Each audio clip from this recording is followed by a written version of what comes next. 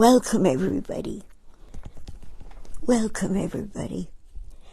Today I was negligent because it was the first day of spring in my mind. And I went for a walk right near the ending of the day. And that's the time I usually prepare everything. And I'm unprepared because it's spring, which means all the paints aren't out yet. Let me begin. I want to wish you a happy Easter. And I want to say I'm so grateful that spring is coming. Every day now, for a while, things which looked like normal branches coming up are shaping themselves into something else. And I keep on bringing the James Gray Webb telescope because it changed the way I see the world. I used to see things with numbers of 100, 1,000, etc. Now I think of vast multitudes in terms of time as well. And I realized that each little branch coming out of the ground is in the process of becoming. And maybe it will never end. Maybe, as my granddaughter Jessie said, nothing dies. It just changes its shape. Which, like the James Webb telescope, that theory has colored everything I do and think. That nothing disappears, it just changes image. And we judge. We look at this little shoot coming up from the ground and we say, who are you going to be? And then with the limited knowledge we have, we create a name. And are shocked when later on somebody calls it a weed. I have forsythia in my yard. Suddenly a burst of gold. But just a short while ago, it looked like some old branches with knobs on them. Maybe we're not allowed to judge because we don't see the beginning and the end of anything. And then we name it when we have no right to name it. What is the difference between a weed and a blossom? When something becomes too numerous, we call it a weed. If there's only one dandelion, it lights up the horizon. If there are 3 of them, remember that poem, A Host of Golden Daffodils? A host of golden. Right. And it all exists. I want this painting to be a host of golden people. And in order for that to happen, I have to live a very long time to finish it. And living a long time means things hurt. Fingers, which used to be nimble and could do things, if I don't exercise them, they wouldn't work. But because I do exercise, and I have a wonderful OT lady who teaches me what to do. So there are answers for everything, but am I too lazy to do them all? So let me begin. I'll paint in a minute. I don't have my paints spread out yet because I was watching A Host of Golden Daffodils and a lot of little green things popping up without knowing what they're going to grow up to be. I decided when Eric said, before you put anybody into your painting or into a drawing, because since Kenny made me promise not to add any more people to this painting because it would become overbalanced and not be beautiful, I began to draw people. If I knew, because the painting was supposed to show, as Eric said, show who we really are. We are such kind people, but that's never told. Nobody knows that. Let's us show people who you really are. Okay? And because of it, I'm doing drawings now.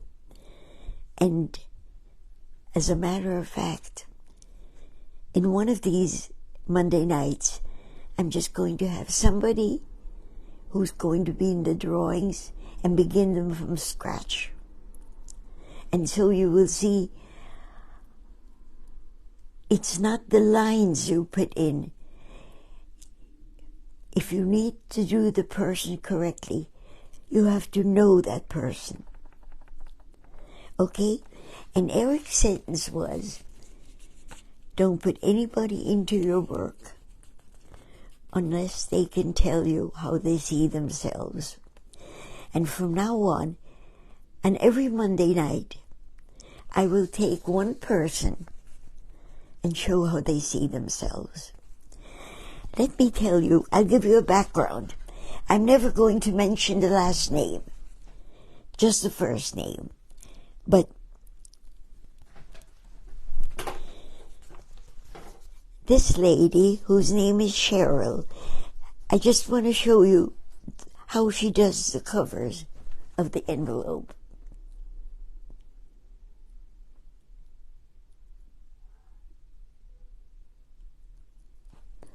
Okay? And I asked for permission to read it, but I said that I would not mention anything which is very complimentary to me, because then I would be embarrassed, because she said some beautiful things about me. Okay? Dearest Hetty, I've been struggling with the question how I see myself for way too long, and I finally got help after seeing you, Hetty, and the film about you at the libraries. I'm an introvert who loves people and shrinks from attention, which is why I found this question difficult to answer. I'm slow and feel awkward in social situations. Lately, I've been bogged down by current events. The wars in the world and the division in our country has me feeling overwhelmed. Thankfully, the event at the library helped me move forward. Thank you so much for that, Hetty. I've spoken with people who were there, and they too say how uplifted they were for having seen you and hearing what you have to say. Then comes a compliment, which I can't read out loud, but I will keep it and love it. When I first met her, she gave me a lovely little gift, handmade with a note in it. And here's what she said: I love crafting. I love making things and giving them away to people I love, and people I don't know well at all, acquaintances, and people I may just bump into. I don't want anything in return. Getting a smile is all I want in return. This gives my crafting purpose. In the business world, when I feel that I have had an exceptionally good experience, I write a complimentary letter to the person superior. That may be the most satisfying and rewarding experience for me. The response I get is so surprisingly effusive and joyful. And then she speaks about she's always been so grateful for the life I've been given. Mother Teresa said, "We cannot do great things, only small things with great love." I've put that quote on my contact card and on my bank checks, and I've called I'm not in the business company, small things, because the things I do are small and made with love and gratitude. And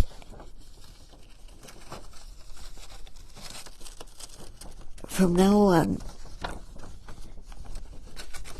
I have all these wonderful sentences given by people who didn't quite know how to handle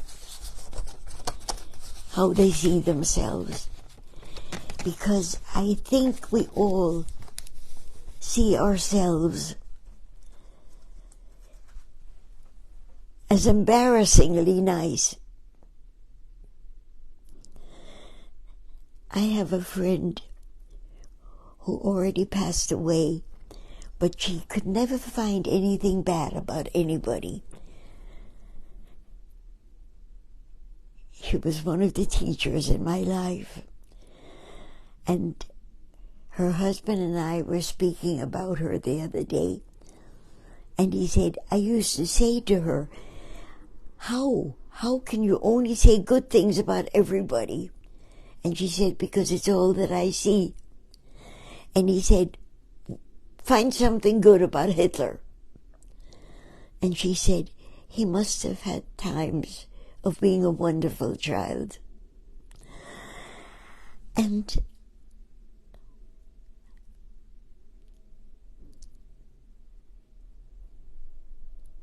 these are the people who also exist. And let me, as part of this painting, every Monday night, speak of one person, of what they say about themselves. Okay? Now, shall I begin to paint? Kenny, could you pull your chair over here because I don't have all the colors squeezed out yet? Sure, I'll stand. And be comfortable so you can sit in my chair. This palette is only what it is because it's spring and I didn't do my work. Okay? Now, about life itself. Thank you. About life itself. Maybe we can never finish the things we begin. Because something stays. Okay? Let me do this. This family has given me such problems because since I can no longer have an easel so that I can paint without my hand shaking, I have to move these things all the time. And it's very uncomfortable. And I had used yellow over here and suddenly found I smeared everything. What I'm going to do, I'm going to begin with these two people who are givers. And to do so, you know what? Actually, if I work on something which is nearly, not yet, but nearly done, as you can notice, I'm not prepared because it's spring. And that's a very small price to pay.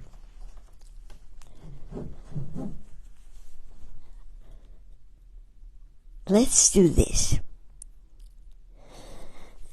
Let's go over here, which is so easy because I don't have to smear anything that I've done. Okay? And while you do this, let me just say the comments have not appeared yet. So if people are leaving comments, I'd love that. That will probably come in time. It somehow seems to take a while. But I mentioned a number of people who are watching.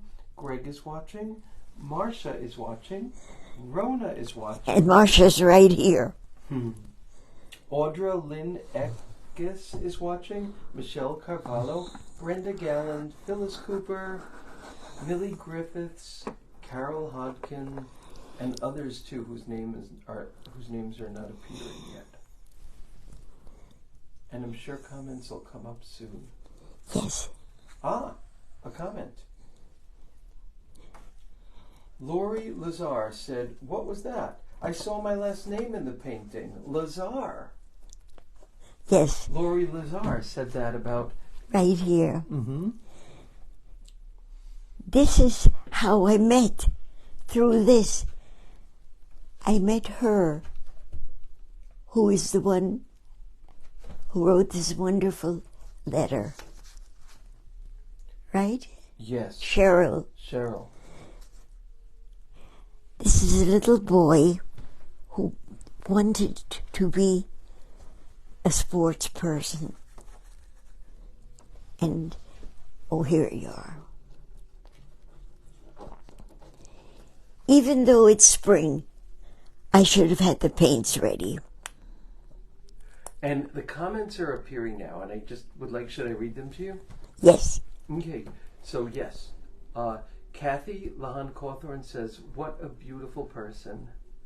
And talking about your friend, Yes. Bobby. Rona says, "Hi from Florida. Love you, Rona and her mom." And Marcia is watching. And John Taracuso says, "Hi, Hetty. Hi, Ken. Hugs from California." And Megan Campbell Frasina says, "Hi there, Hetty." Lee Winters says, "Cheryl and I are watching and appreciate everything you do." Okay, this is Lee, and this is Cheryl, and this is Scout, their dog.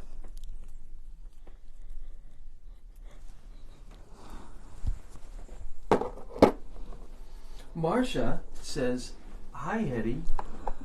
Excuse me. Marcia. Yes, Marcia says, "Hi, Hetty. Glad you're back and feeling better."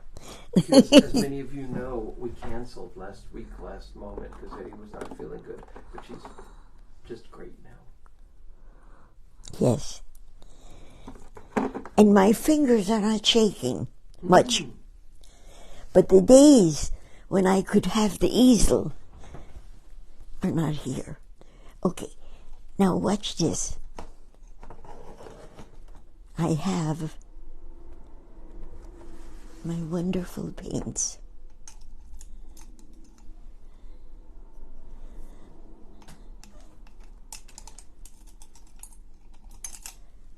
An unprepared person needs to feel guilty, and I definitely feel guilty. But on the other hand, why not? Right? Why not begin anyway? Let's work with Marcia, who is right smack in the middle. I'm going to put a light over here. I'm going to be able to do what I want to with fashion because it's not real. But I want the light over here.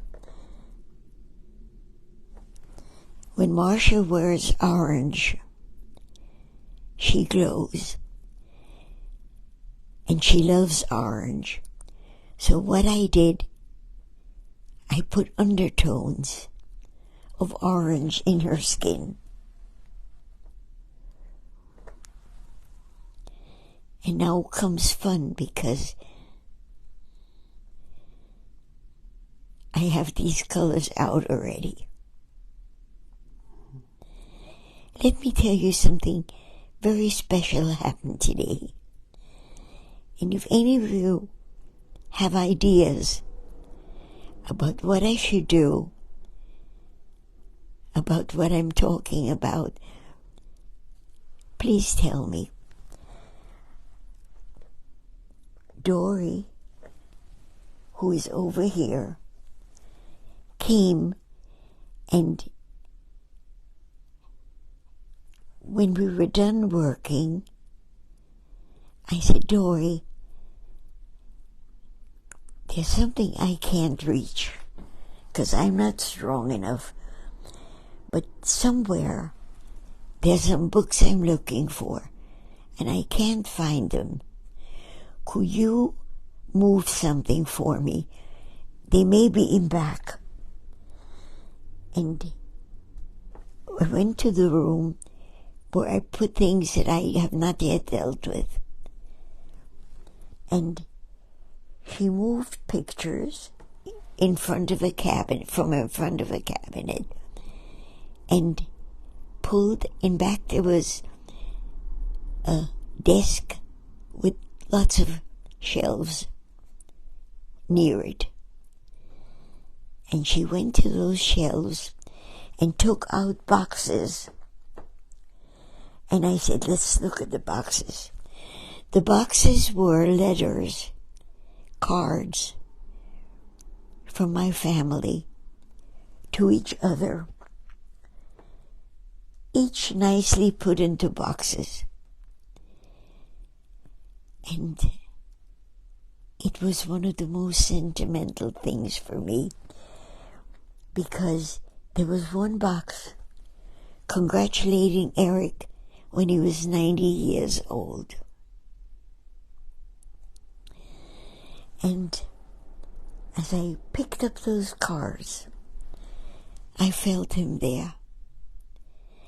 And I thought, we don't understand so much, but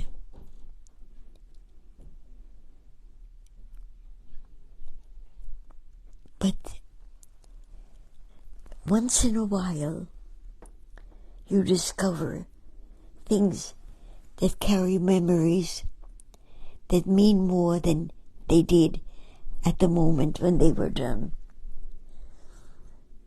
And as Dory put box after box out, I saw cards kids had written to me when they were little, and to each other. And it was my whole family history in front of me in little boxes.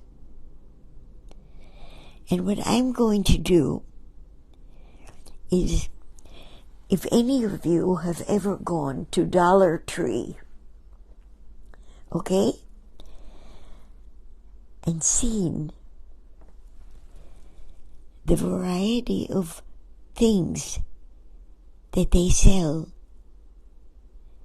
for containing things.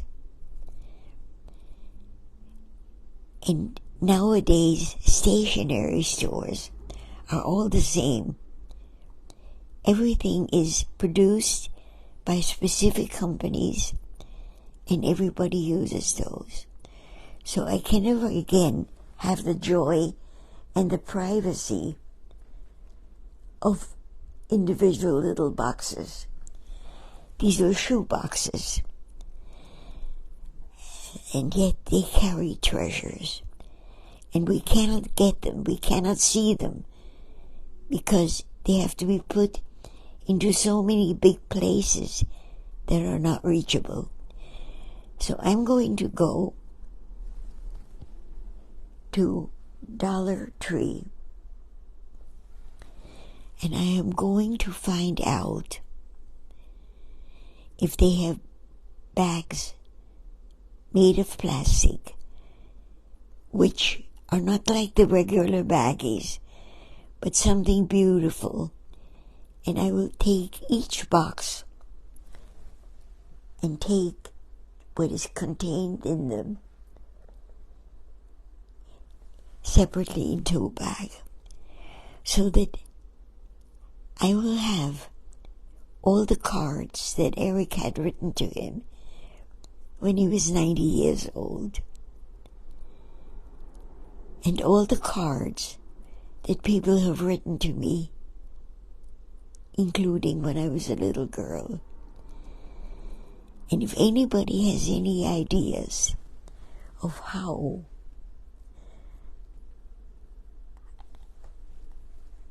okay, I'm nearly done.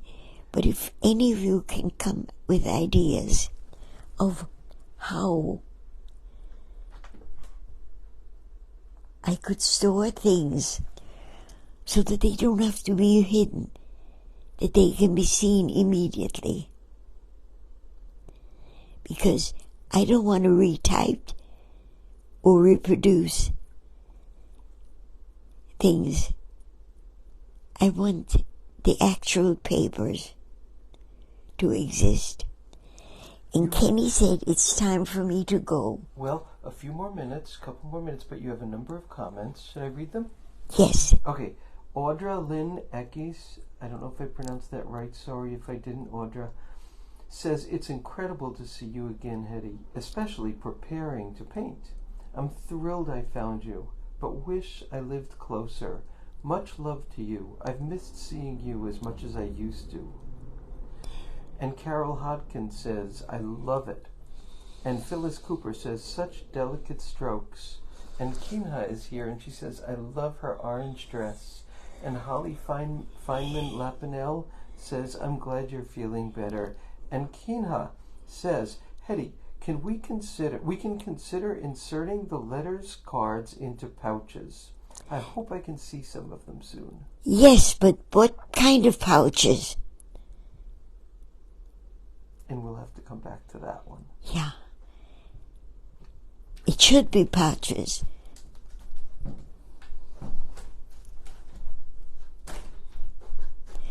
Good night, all of you. I love you. And enjoy the spring, because it's a miracle. I love you all. Bye-bye.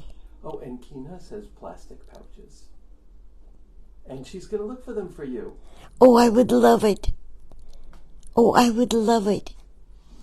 And Audra says, love you, Hetty. And I love you. And Phyllis says, stay healthy. Yes.